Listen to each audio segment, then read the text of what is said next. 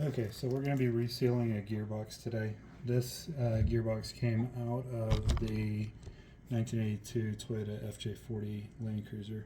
If you saw my other video of installing the power steering, this is the one we took out.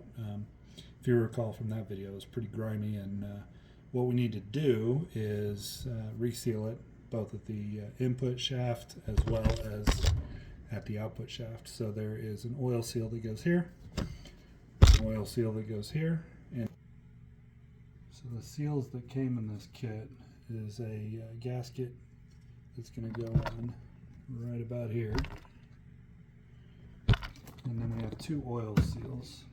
This bigger one is for the output shaft, and a good tip is to go ahead and grab a socket that fits perfectly, and this one's a 1 1/4 that fits on the right on that seal, so that whenever we drive it in, we're able to have a strong surface that's going to drive it through. The smaller one on the input shaft lines up with a 22mm socket, so you can just put that on there whenever you drive it in and it won't damage anything. So the first thing we're going to do is take off this side cover in order to loosen up this input shaft, or the output shaft rather. On the end there is an adjuster screw, and so what you can do is adjust your steering. If you've got any slop, you can turn this bolt right and left in order to adjust the worm screw inside, and then there is a nut that sets that screw whenever you're done adjusting it. So we just got to take this locks nut off and these bolts off in order to get inside.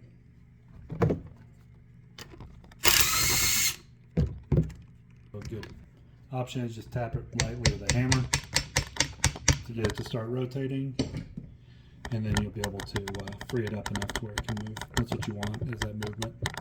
Next, we are going to take off this other side. And yes, I did pre-loosen the bolts, by the way.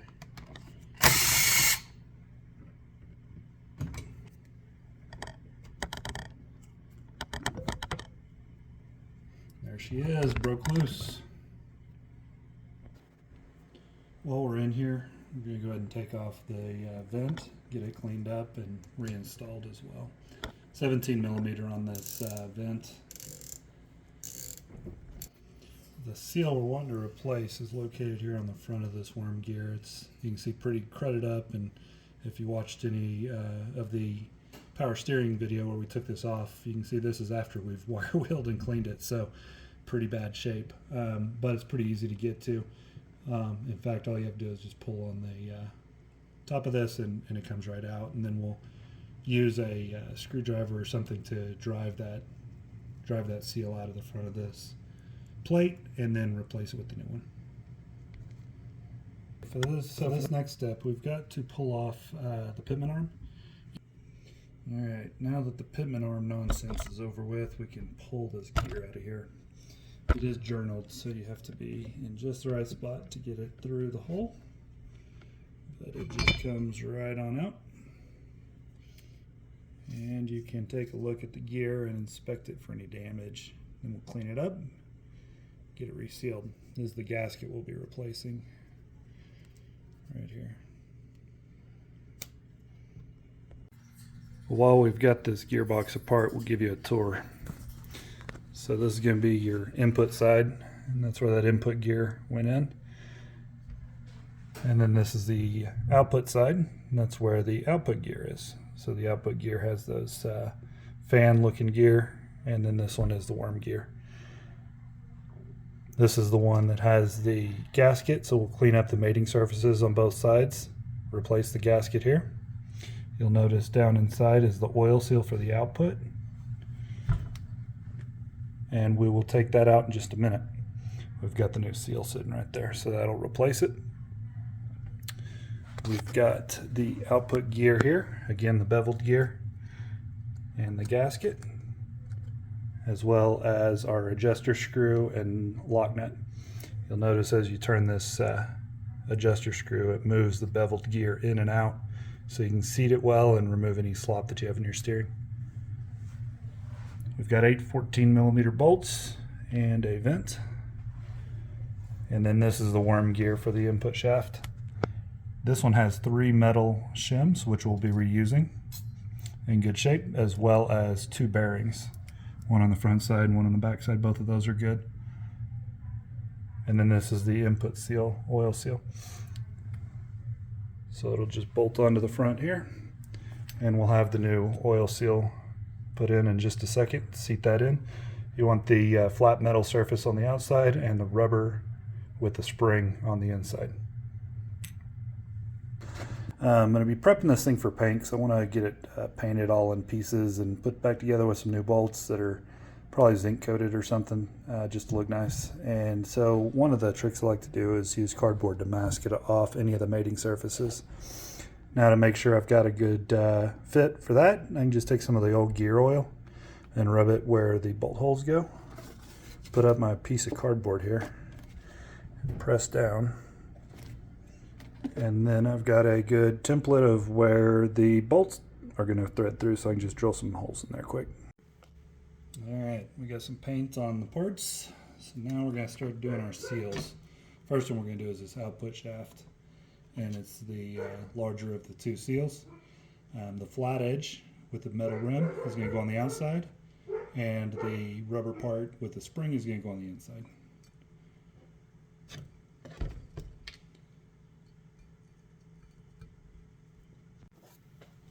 Okay, so again on this larger size, we've got a 1 1/4 inch socket. Just going to set that right on top.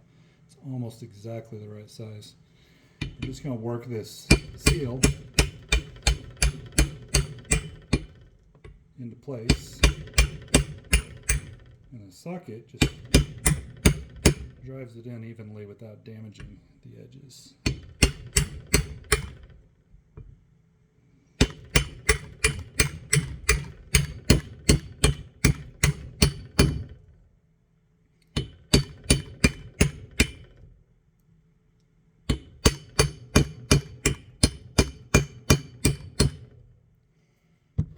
And you can feel when it gets seated in there.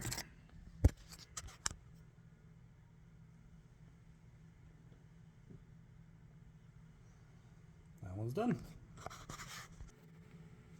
And here is the input shaft with the new seal in this one.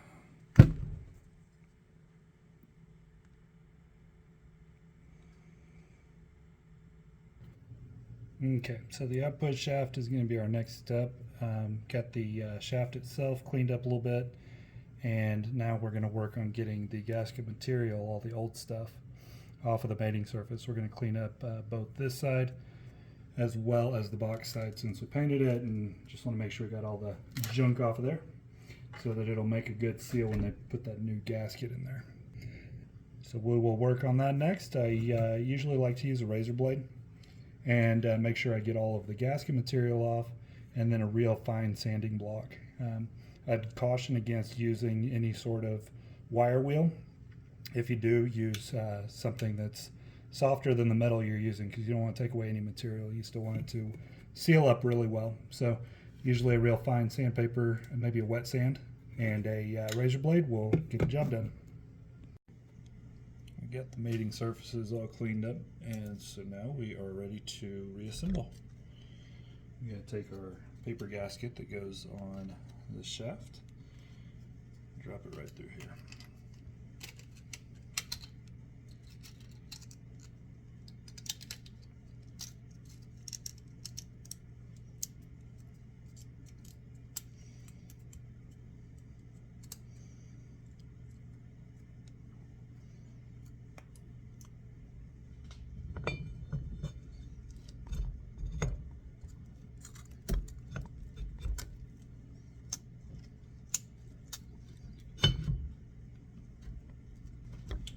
Next, we can get our bearing dropped in here.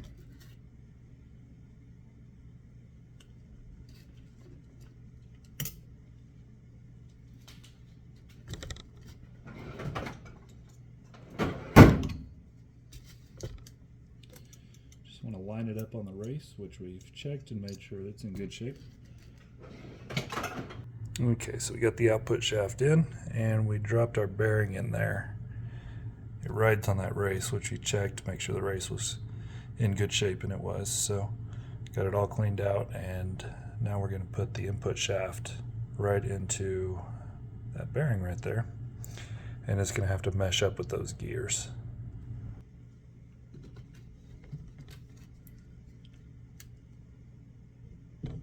Alright, so we want to dial that gear all the way back towards us and then roll it in, and then we can turn the worm screw until we feel it seat in the bearing.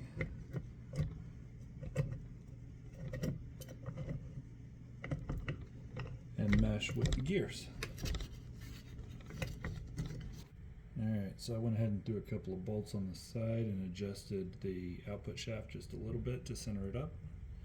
Now we are going to make sure that our 3 shims are here. And notice this cut out, so they're keyed to that shape right there.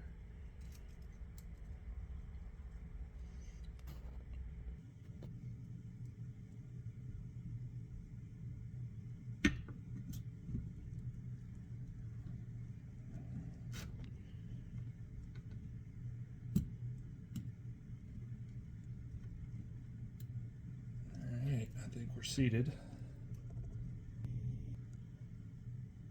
We can throw our bolts in.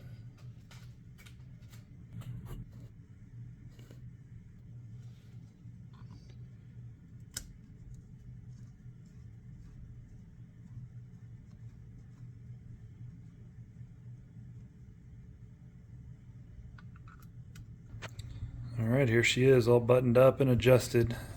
You'll notice that we've got our adjuster screw out just enough to make this roll smoothly. We can get a full 5.5 turns out of it. Got new seals on the front, on the side, new gasket. We will put this one up for sale on our website, 4cornerscruisers.com. That's the number 4cornerscruisers.com. Put a link in the comments. But if you're interested, feel free to check it out on the website, or if you're in the area, go ahead and sign up and you'll get notifications when we do rides or meetups. Thanks for watching.